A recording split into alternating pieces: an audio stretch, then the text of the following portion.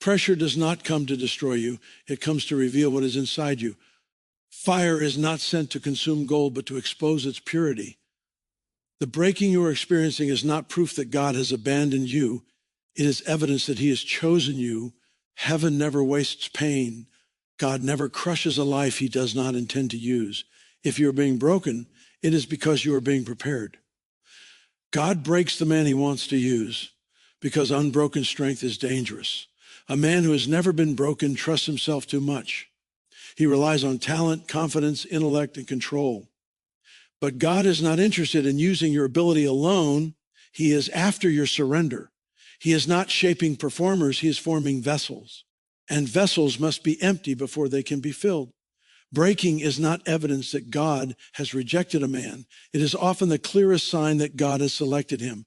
Many people misunderstand the language of pressure, assuming that hardship means disapproval. But in God's economy, difficulty is frequently confirmation. God never invests deeply where he does not intend to draw greatly. When life begins to press, when circumstances tighten, and when strength seems insufficient, it is not because heaven has turned away. It is because heaven has leaned in. God does not randomly break lives. He is intentional, precise, and purposeful in everything he allows. The breaking comes to those who carry potential that must be refined before it can be released. Just as gold is exposed to fire, not to destroy it, but to purify it, God allows pressure to remove impurities that would corrupt future influence. If God were not planning to use you, he would allow you to remain comfortable, unchanged, and untouched. Comfort is not always a blessing. Often it is permission to stay small. The reason breaking feels so painful is because it confronts our assumptions about how God works. We expect affirmation to come through ease, clarity, and visible progress. But God often confirms calling through resistance. The path toward purpose is rarely smooth because smooth paths do not produce strong foundations. God is more concerned with what you can carry than with how fast you arrive. And capacity is built through pressure, not convenience. When God selects a man, he begins by confronting the areas that cannot go where he is taking him. Pride, self-reliance, ego, and the need for control all become liabilities at higher levels of responsibility. So God allows situations that expose these weaknesses, not to shame the man, but to save him. What feels like loss is often rescue. What feels like stripping is often protection. God is not removing things from you to make you smaller. He is removing things that would break you later. Many men walk away from their calling during the breaking because they mistake selection for rejection. They interpret closed doors as divine disapproval. They see delay as denial. They assume silence means abandonment. But God is often most present when he seems most quiet. Silence is not absence. It is focus. God is doing a deep work that does not require noise, applause, or explanation. Breaking also exposes where trust has been misplaced. When things fall apart, you discover what you were leaning on. If your peace collapses when resources disappear, then your trust was never fully in God. If your identity crumbles when recognition fades, then your worth was anchored in approval. God allows these moments not to condemn you, but to recenter you. He shakes what can be shaken so that what cannot be shaken may remain. Selection invites warfare. The enemy resists what God has marked.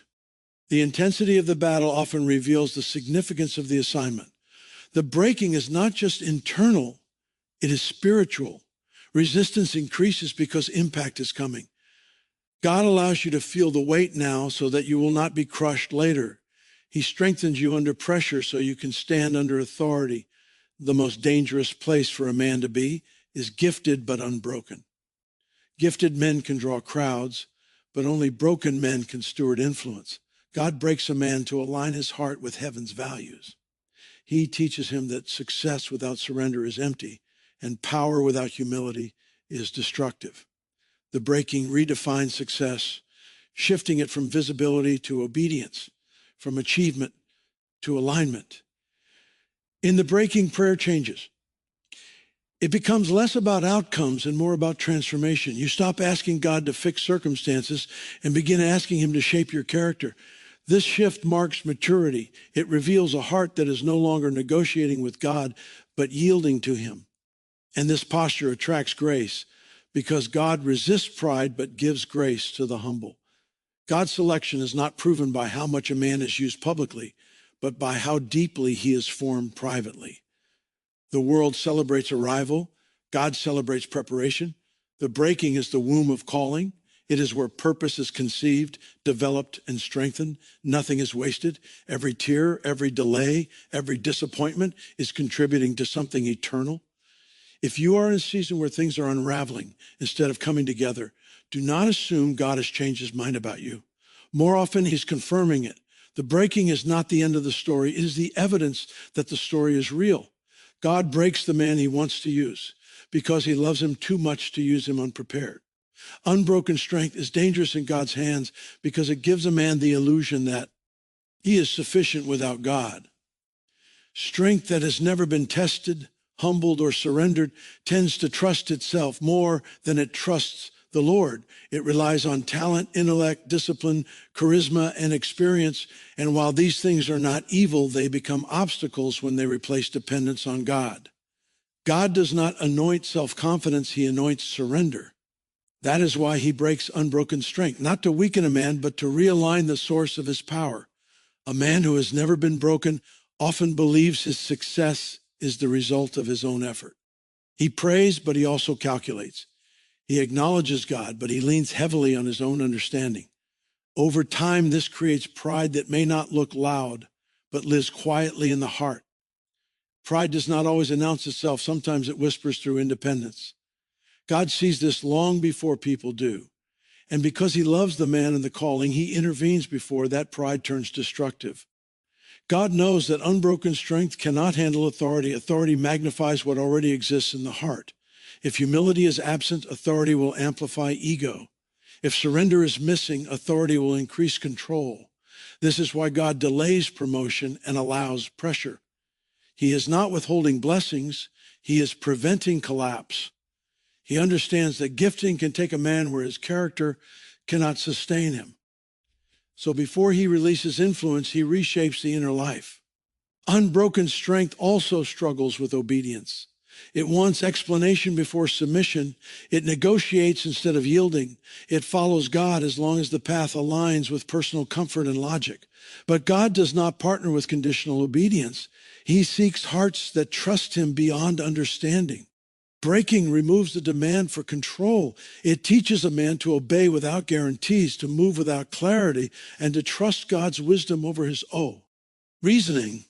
When God breaks unbroken strength, he often does it through failure, limitation, or loss.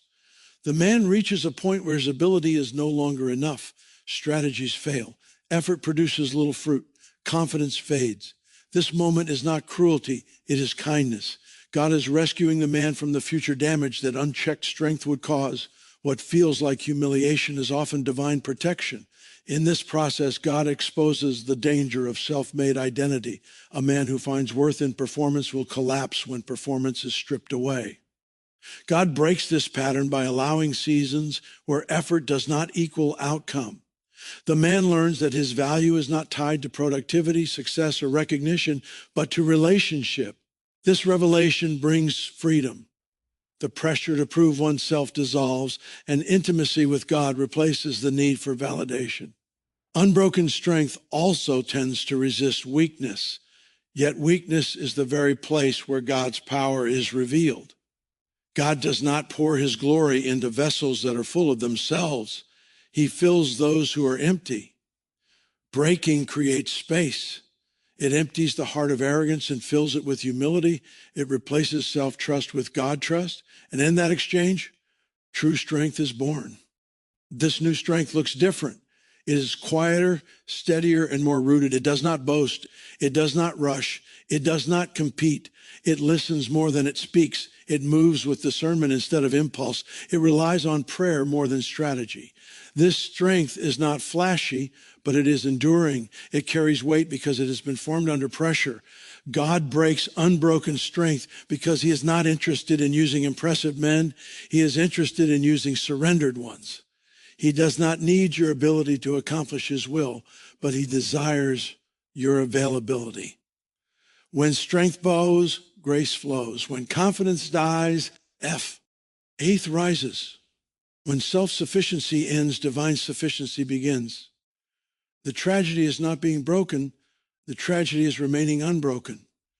An unbroken man may succeed outwardly, but he will eventually fail inwardly. God in his mercy refuses to let that happen to those he loves and calls. So he breaks what is dangerous to preserve what is eternal.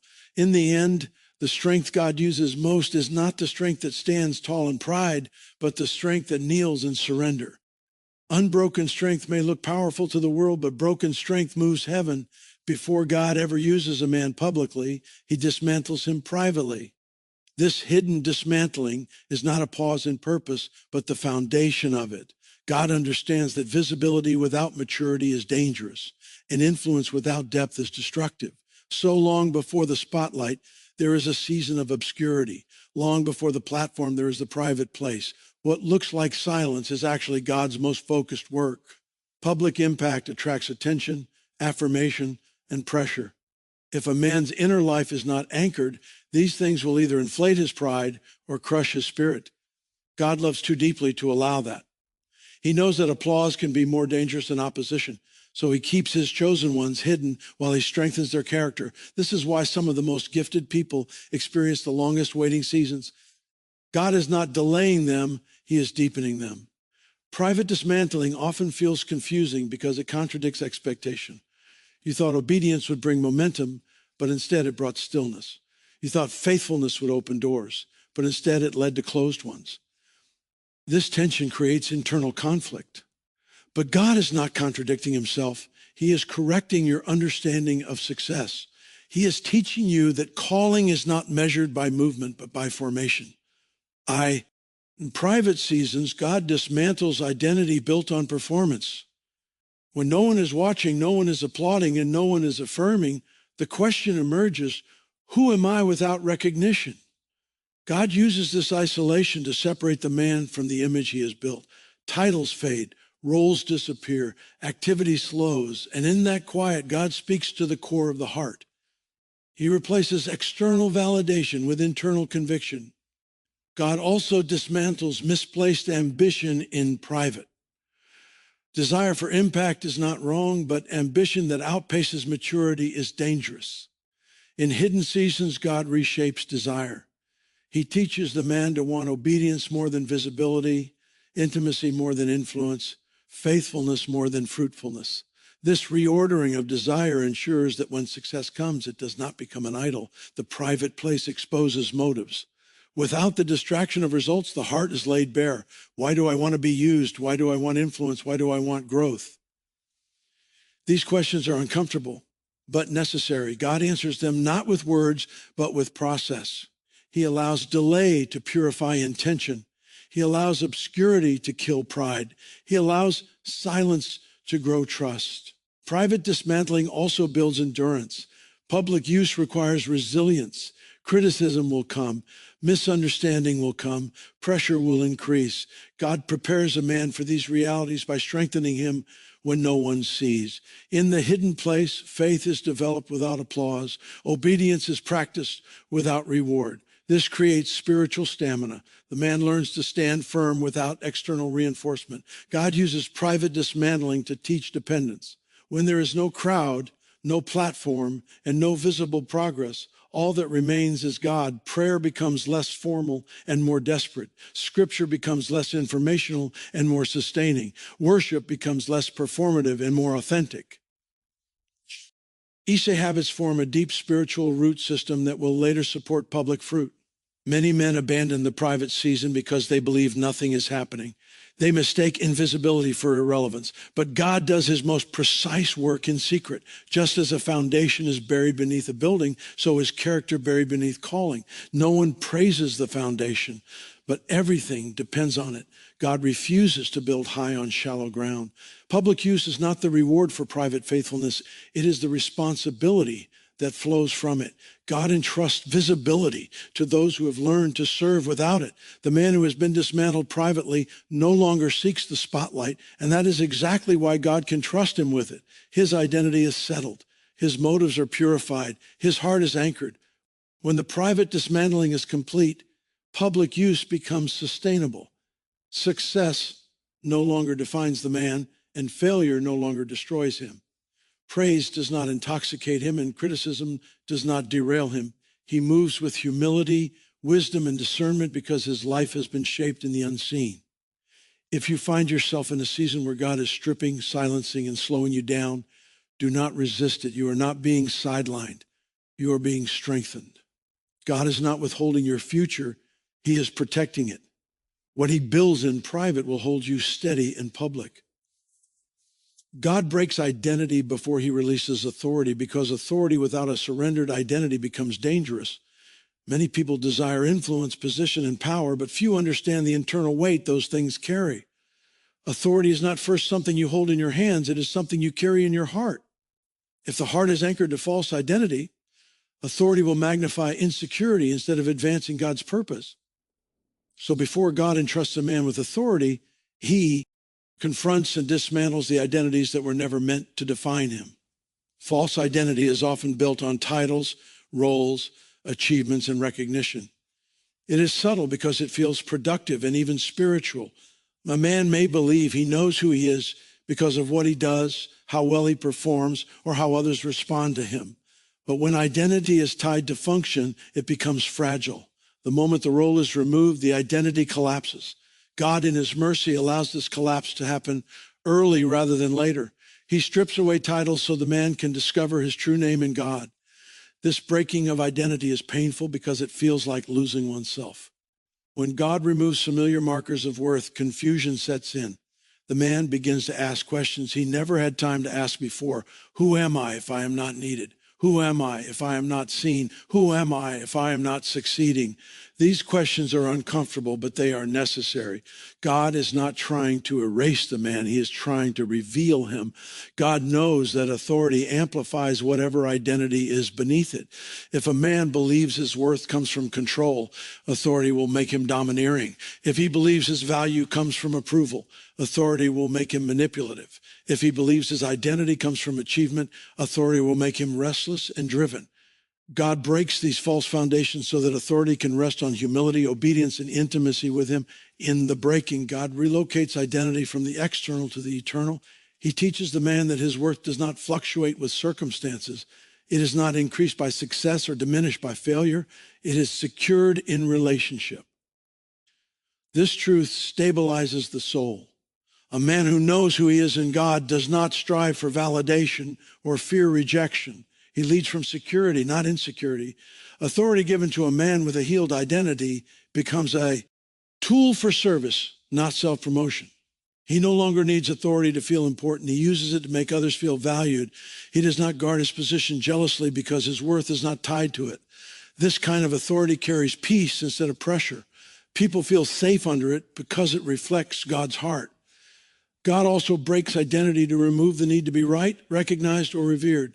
In seasons of breaking, the man learns to listen more than speak. He learns to submit before he leads. He learns that influence is not proven by how many people follow him, but by how faithfully he follows God. These lessons shape the kind of authority heaven endorses. Breaking identity also teaches restraint. A man who knows who he is does not rush. He does not need to assert himself or prove his calling. He waits for God's timing because he trusts God's voice. This patience is a mark of true authority. It reflects confidence rooted in obedience rather than ambition. When God finally releases authority, it rests on a foundation that cannot be shaken. Praise does not intoxicate the man, and criticism does not destroy him. He remains steady because his identity is anchored in God, not in outcomes. Authority flows naturally because it is supported by character. God does not break identity to leave a man empty. He breaks it to fill him with truth. He replaces false definitions with divine affirmation. He removes fragile labels and establishes eternal purpose. And when authority is finally released, it is not something the man has to defend or prove. It is recognized because it carries the weight of surrender. This is why God never rushes the process. Authority without identity is a burden, but authority flowing from a healed identity is a blessing. God breaks identity before he releases authority because he values the man more than the position, the heart more than the influence, and the eternal more than the immediate. Pressure reveals what control has been hiding, because controlled environments often protect the illusion of strength. As long as life moves according to plan, weaknesses remain concealed and character goes untested. Control creates predictability, and predictability creates comfort. But comfort rarely produces transformation. God allows pressure not to expose a man for humiliation, but to uncover what must be healed before it destroys him later. When pressure enters a life, it disrupts routines and challenges assumptions. The strategies that once worked begin to fail. The confidence that once felt solid begins to crack. Under pressure, reactions surface. Fear, anger, insecurity, impatience, pride, and anxiety rise to the surface. These responses were always present, but control kept them hidden. God does not create these flaws. He reveals them so they can be addressed. Many people confuse pressure with punishment, but pressure is often diagnostic. It reveals where trust is misplaced and where dependence is divided. If peace disappears when circumstances change, then peace was never rooted in God. If faith collapses when control is lost, then faith was resting on structure rather than surrender. Pressure exposes the true foundation of a man's life. Control often masks fear. The desire to manage outcomes usually comes from the fear of loss, rejection, or failure. God allows pressure to break this cycle when control is no longer possible, fear is exposed. But exposure is not the goal, freedom is. God brings fear into the light so it can be replaced with trust. What control could never heal, surrender can. Pressure also reveals pride. Pride is not always loud or arrogant. Sometimes it appears as quiet self-reliance. Under pressure, the need to be right, to maintain image, or to prove worth becomes intense. God allow pressure to reveal these tendencies because pride cannot coexist with divine authority. If left unchecked, pride will eventually sabotage calling. Pressure interrupts that trajectory early. In moments of pressure, prayer changes. It becomes less about control and more about survival. Polished language disappears and honest cries emerge. This raw communication draws the heart closer to God. Pressure strips away pretense and invites authenticity. God responds to honesty more than performance. Pressure teaches a man how to pray from dependence rather than routine. Pressure also reveals misplaced identity. When control is lost, the question arises, who am I without my structure, success, or security? If identity collapses under pressure, it was never stable. God allows pressure to dismantle identity built on circumstances so he can rebuild identity rooted in him. This process is painful, but it is also freeing. A man who no longer needs control has found something stronger, trust. Control limits growth because it avoids risk. Pressure forces growth by demanding adaptation. It stretches faith beyond familiarity. God uses pressure to move a man from theoretical trust to lived trust. Trust is no longer an idea. It becomes a necessity. And necessity produces depth. Pressure also exposes relational patterns. Under stress, unhealthy dynamics surface. Impatience with people, withdrawal, defensiveness, or harshness reveal areas that need healing. God allows pressure to expose these patterns so they can be transformed. He is not only shaping a man's calling, he is shaping how that man loves others. When control is surrendered, pressure begins to lose its power. It may not disappear, but it no longer dominates. The man learns to remain steady even when outcomes are uncertain. This stability is evidence of growth. It signals that control has been replaced by confidence in God. Sovereignty. Pressure does not mean God is distant. Often it means he is close. He applies pressure where he intends to bring breakthrough. He presses because he cares. He reveals because he heals. He allows what feels uncomfortable to protect what is eternal. In the end, pressure is not the enemy. Control is. Control keeps a man shallow. Pressure invites him deeper. What control hid, pressure reveals. And what pressure reveals, God redeems. God teaches dependence where ability once ruled, because human ability, when left unchecked, slowly replaces trust in him. Ability is a gift, but it becomes a rival when it turns into self-reliance. Many people begin with faith, but as competence grows, dependence quietly fades. God, who sees the end from the beginning, will not allow ability to become a substitute for him. So he leads a man into seasons where skill is no longer enough and strength no longer carries him forward. Dependence is not learned in comfort, it is learned at the edge of limitation. As long as ability produces results, The heart leans on what it can do rather than on who God is. God disrupts this pattern by allowing situations where effort fails and experience cannot fix the problem. These moments are deeply uncomfortable because they confront the belief that control and competence are sufficient. But God is not removing ability. He is redefining its role. When ability rules, prayer becomes optional. Decisions are made quickly, plans are executed confidently, and God is consulted after the fact. Dependence reverses this order. God allows weakness so that prayer becomes primary again, not prayer as routine, but prayer as lifeline. In these seasons, a man does not pray because he should, but because he must. This kind of prayer rebuilds intimacy and restores alignment. God teaches dependence by exposing the limits of wisdom. Knowledge can explain problems, but cannot always solve them. Experience can guide choices, but cannot guarantee outcomes. When familiar solutions fail, frustration rises, but this frustration creates space for trust. God invites the man to rely not on understanding, but on obedience. Dependence grows when answers are replaced with assurance. Ability often creates confidence in process, while dependence creates confidence in presence. God wants a man to trust him, not just the principles he has learned. Principles without presence lead to form without power. God dismantles this by allowing moments where principles are applied, but results are absent. In those moments, the man learns that God himself, not formulas, is a source of fruitfulness. Dependence also reshapes humility. When ability ruled, success felt earned. When dependence is learned, success feels stewarded. The man understands that results are not proof of superiority, but evidence of grace. This humility protects the heart from pride and keeps the focus on God's faithfulness rather than personal performance. In dependence, fear begins to lose its grip. Ability often masks fear by providing a sense of control. When ability fails, fear surfaces. But as dependence grows, fear is replaced with trust. The man learns that his security is not in his skill, but in God's sovereignty. This creates peace that does not depend on outcomes. God also teaches dependence to deepen discernment. Ability moves quickly, but dependence listens carefully. The man becomes more attentive to God's voice, less driven by impulse, and more sensitive to timing. Decisions are no longer made out of pressure to perform, but out of alignment with God's will.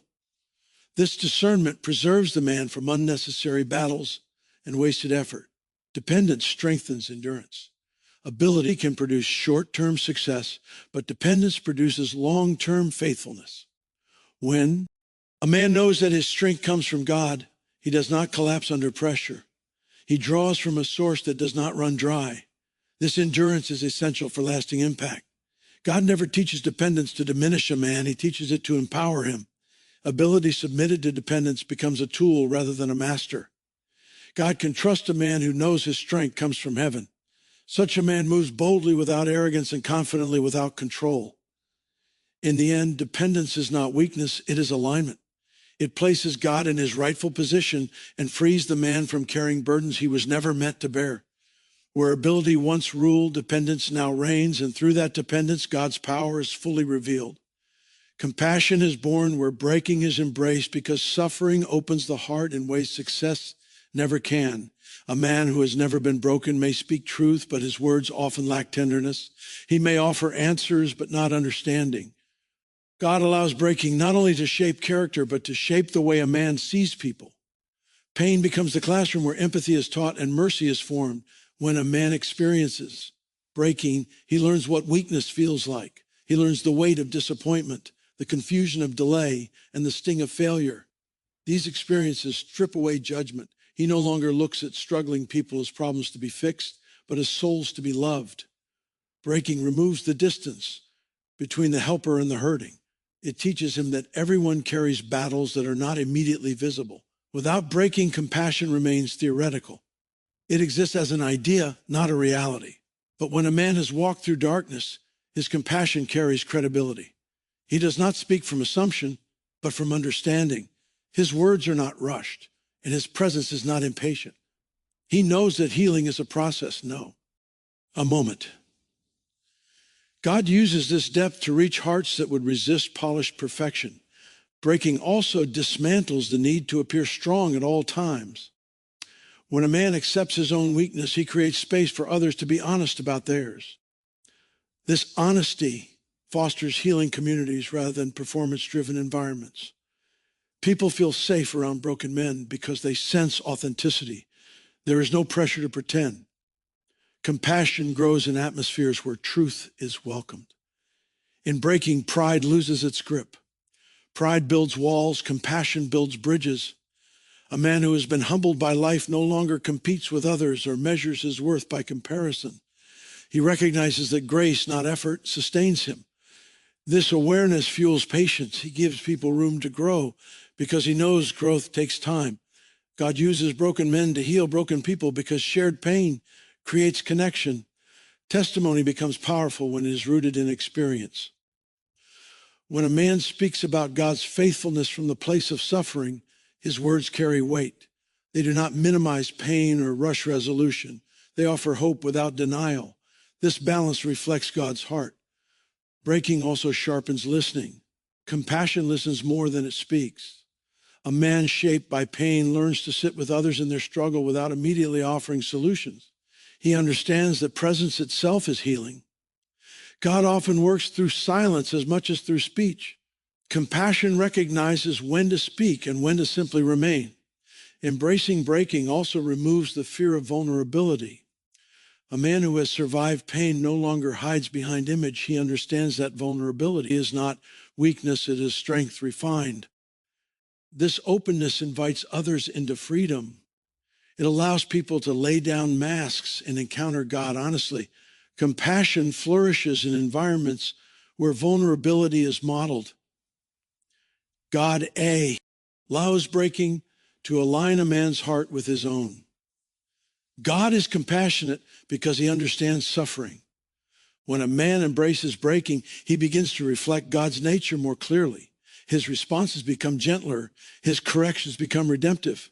His leadership becomes pastoral rather than positional. Compassion formed through breaking does not excuse sin, but it addresses it with grace. It holds truth and love together. A broken man does not avoid hard conversations, but he approaches them with humility. He knows that transformation is birthed in grace, not condemnation.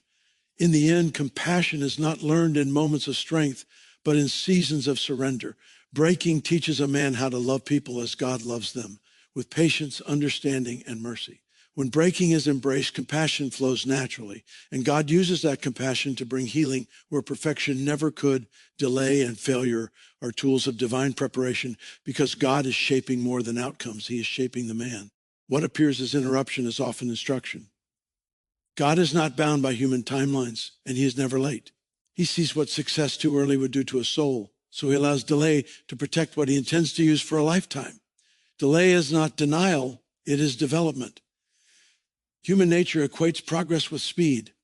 When things move slowly, doubt rises. Questions form.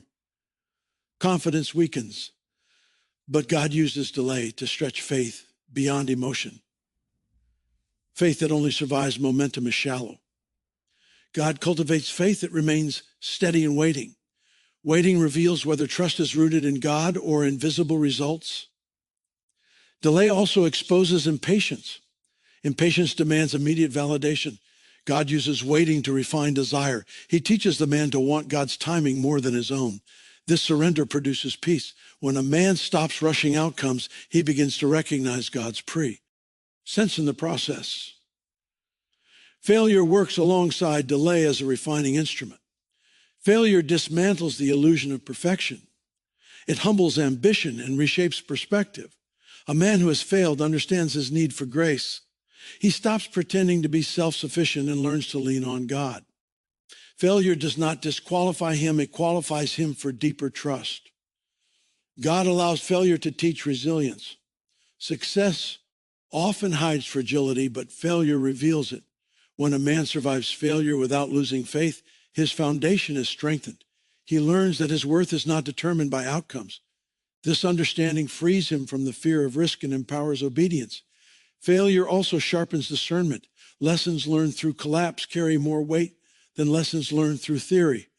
A man who has failed listens more carefully, moves more cautiously, and prays more deeply. God uses failure to refine judgment and mature wisdom. Delay and failure together remove unhealthy ambition. Ambition that seeks recognition over obedience cannot survive prolonged waiting. God uses these seasons to realign motives. The man learns to serve faithfully without applause. He learns to obey without immediate reward. This kind of faithfulness attracts God's trust. These seasons also teach gratitude. When success finally comes, it is no longer taken for granted. The man recognizes it as grace, not entitlement. Gratitude protects the heart from pride and keeps success in its proper place. God also uses delay and failure to build patience with others. A man who has waited understands waiting. A man who has failed understands struggle. This awareness shapes leadership that is compassionate rather than demanding. It creates space for growth rather than pressure for performance. Delay and failure develop endurance.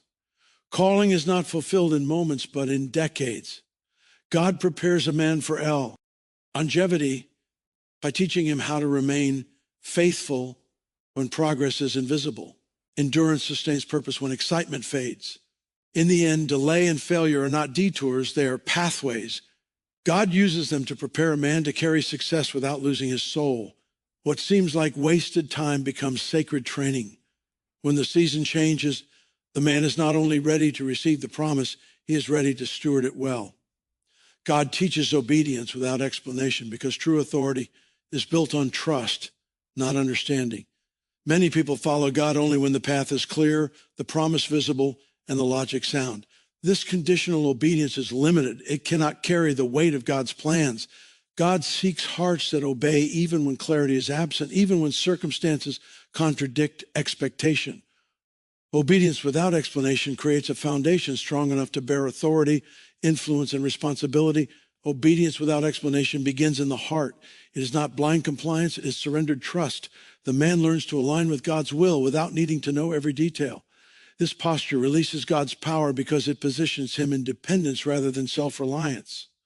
When a man obeys without full understanding, he becomes pliable, receptive, and available. God can shape him, redirect him, and use him beyond what he could have planned or imagined.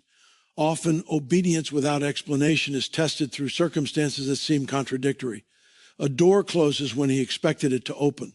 A promise delays when he expected fulfillment. Plans fall apart when he worked for success. These moments are disorienting. The natural response is to question, resist, or take control.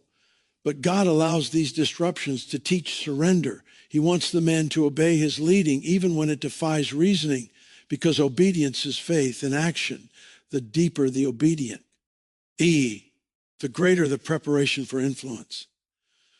God does not entrust authority to those who only follow when it is convenient. He entrusts influence to those who have practiced surrender in obscurity, patience in delay, and faith in confusion. Obedience without explanation creates maturity, and maturity is essential for stewardship.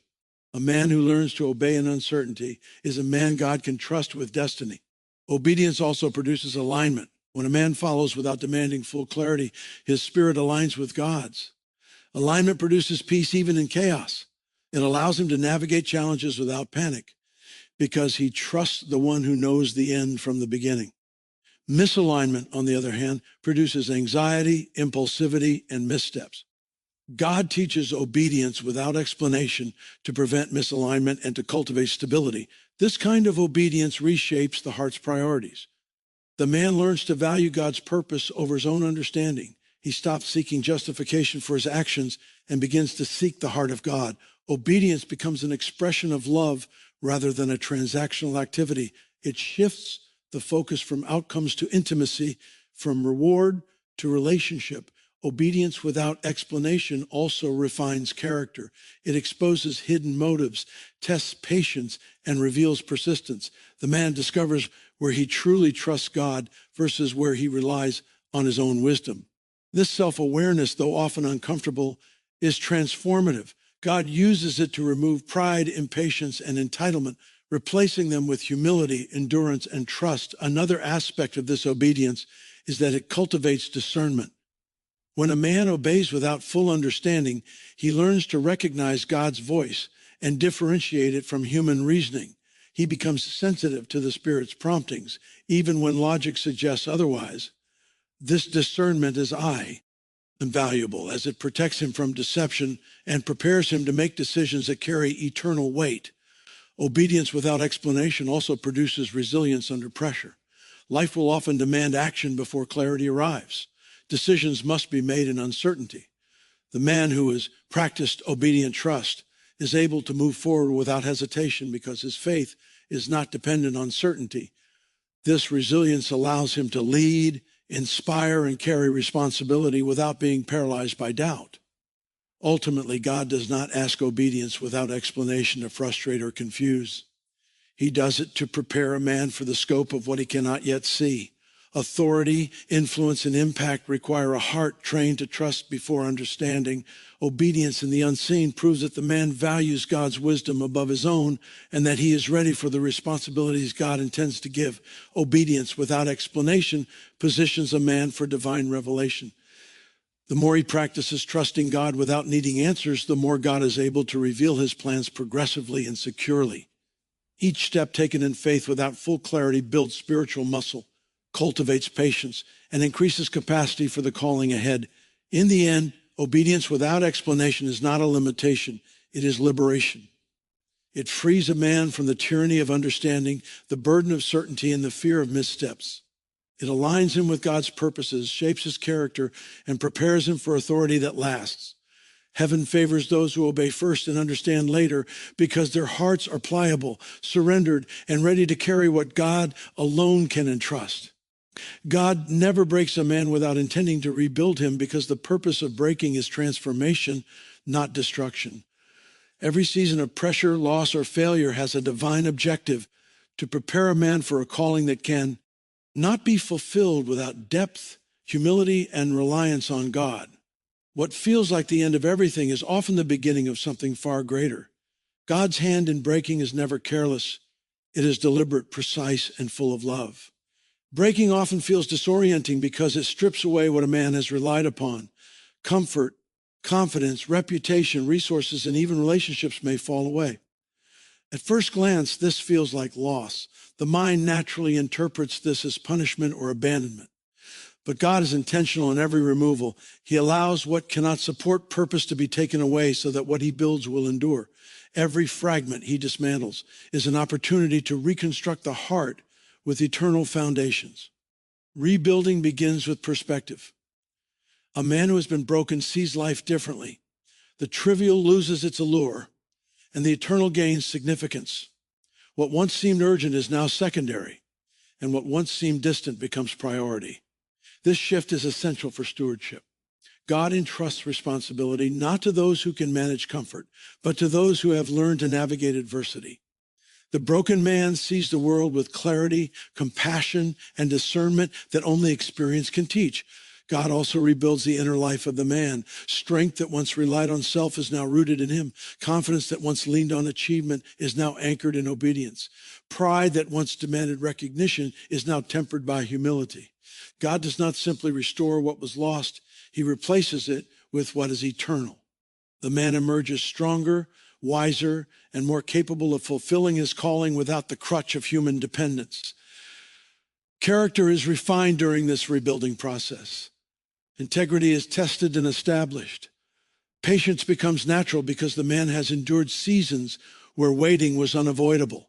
Faith is deepened because the man has experienced God's provision when human ability failed.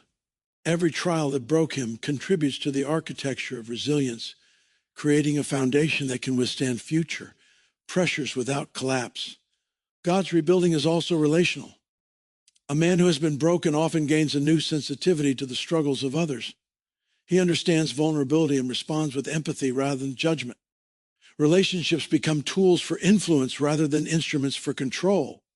He learns to lead through service, speak with grace, and act with compassion. God does not merely restore a man's personal life.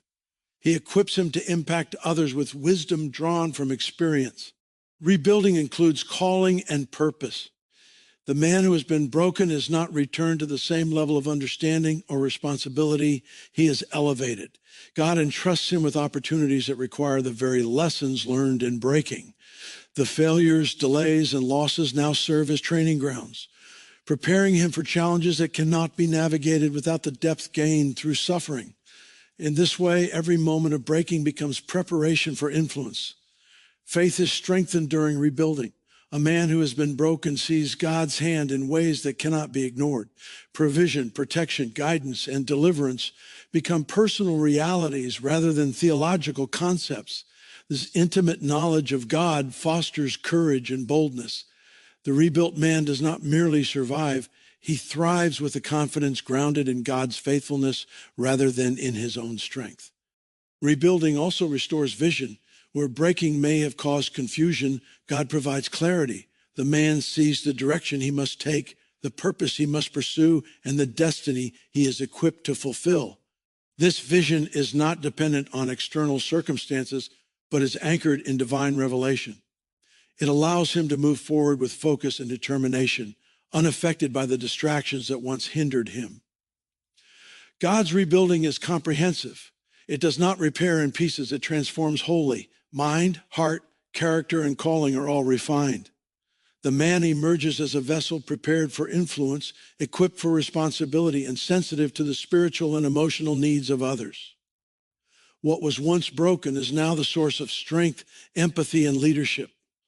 Ultimately, the process of breaking and rebuilding produces men who are usable in God's hands. Unbroken men may possess talent, but broken and rebuilt men carry authority, credibility, and depth. They understand suffering, trust God, empathize with the struggling, and steward influence wisely. They reflect God's heart not through perfection, but through perseverance and surrender. God's breaking is never random, and his rebuilding is never incomplete. Every trial, every loss, every moment of weakness serves a divine purpose. The man who has been broken and rebuilt becomes a testimony of God's power, transform, sustain, and equip. The final product is not just a man restored to what he was, but a man prepared for what he was created to become, capable of impact far beyond what he could have imagined before the breaking.